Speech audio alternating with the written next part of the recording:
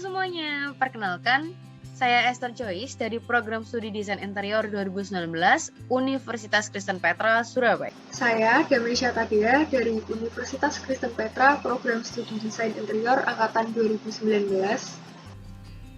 Saya Jennifer Luisa dari Universitas Kristen Petra jurusan Desain Interior Angkatan 2019. Saya Jessica Priscilia dari Universitas Kristen Petra jurusan Desain Interior Angkatan 2019. Saya Jennifer Alexis Hendrawan, saya berasal dari Universitas Kristen Petra, jurusan Desain Interior Angkatan 2019. Halo semuanya, selamat datang di video e-learning. Pada video kali ini, kita akan membahas bersama-sama sebuah kisah perjalanan hidup seorang tokoh di Indonesia yang bernama Muhammad Hasyim Asy'ari, atau mungkin kita biasa kenal sebagai Sunan Giri. Sunan Giri yang merupakan salah satu anggota dari Wali Songo. Ya, pada video kali ini nanti kita akan menceritakan dan membahas bersama-sama bagaimana kisah perjalanan sosok tokoh Muhammad Hasyim ini, mulai dari kelahirannya, kisah perjuangannya, dan perannya seperti apa di Indonesia, hingga nanti di akhir kisahnya seperti apa. Mari kita saksikan bersama-sama. Di awal kisahnya, Hasyim Asy'ari ini lahir dengan nama Muhammad Hasyim di Gedang, Kabupaten Jombang pada tanggal 14 Februari 1871. Dan Muhammad Hasyim Asy'ari ini merupakan anak ketiga dari 10 bersaudara. Orang tuanya bernama Asy'ari dan juga Halimah. Pada usia 21 tahun, ia menikah dengan Khadijah, putri Kiai Yakub pada tahun 1892. Muhammad Hasyim Asy'ari menikah total sebanyak 7 kali dengan putri Kiai. Ia mengajari anak-anaknya dasar-dasar ilmu agama Islam dan mengirimkan mereka ke pesantren.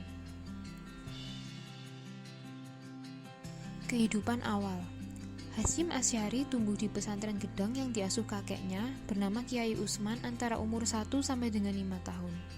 Pada tahun 1876 di umur 6 tahun, ia ikut ayahnya hijrah ke Keras dan mendirikan pesantren di situ. Saat 13 tahun, Hasyim Asy'ari sudah menjadi guru dan mengajar santri yang lebih tua darinya. Keberaniannya muncul dari didikan orang-orang yang berilmu dan lingkungan pendidikan Islam. Pribadi Hasyim Asy'ari. Kepemimpinan, ketokohan, dan wibawa Hasyim Asy'ari adalah buah dari keilmuan, keluasan wawasan, integritas, keadilan, visi, dan perhatian, serta kepeduliannya terhadap kepentingan jamiah dan masyarakat. Latar belakang pendidikan Hasyim Asy'ari yang pertama yaitu periode Indonesia. Pada tahun 1876, ia belajar dasar-dasar agama Islam kepada ayahnya di pondok pesantren yang didirikan sendiri hingga usia 15 tahun.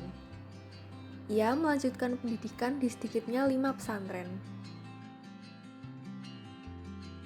Yang kedua yaitu periode Mekah. Kiai Hasyim belajar di Mekah selama 7 tahun. Pada 1899 Masehi, ia pulang ke Indonesia untuk mengamalkan ilmu yang diperolehnya. Hasyim Asy'ari akhirnya menguasai ilmu fikih, hadis, tasawuf, dan lainnya. Perannya dalam bidang pendidikan yaitu ia mendirikan pesantren Tebu Ireng pada tahun 1899 yang kemudian menjadi pesantren terbesar di Jawa pada awal abad ke-20. Pesantren itu juga menjadi pusat reformasi ajaran Islam tradisional. Kehidupan kesehariannya dipenuhi dengan kegiatan dakwah dan mengajar di pondok pesantren yang ia dirikan. Ia juga merupakan pendiri Nahdlatul Ulama. Selain itu, ia juga merupakan pemimpin gerakan resolusi jihad pada tanggal 22 Oktober 1945. Ia juga merupakan pahlawan nasional Indonesia dan pendiri pondok pesantren Tebu Ireng. Kehidupan pasca 10 November. Pada tanggal 7 November 1945, umat Islam membentuk partai politik bernama Majelis Syuro Muslim Indonesia yang disingkat menjadi Masyumi. Kiai Hasyim diangkat sebagai Rois Am, ketua umum pertama periode tahun 1945 sampai dengan 1947. Akhir kisah, Muhammad Hasyim Asy'ari meninggal mendadak pada tanggal 25 Juli 1947 karena hipertensi, setelah mendengar kabar bahwa pasukan Belanda memenangkan pertempuran di Malang. Dan itulah kisah kehidupan dan juga latar belakang dari sosok Muhammad Hasyim Asy'ari ini. Sampai jumpa di video berikutnya, teman-teman.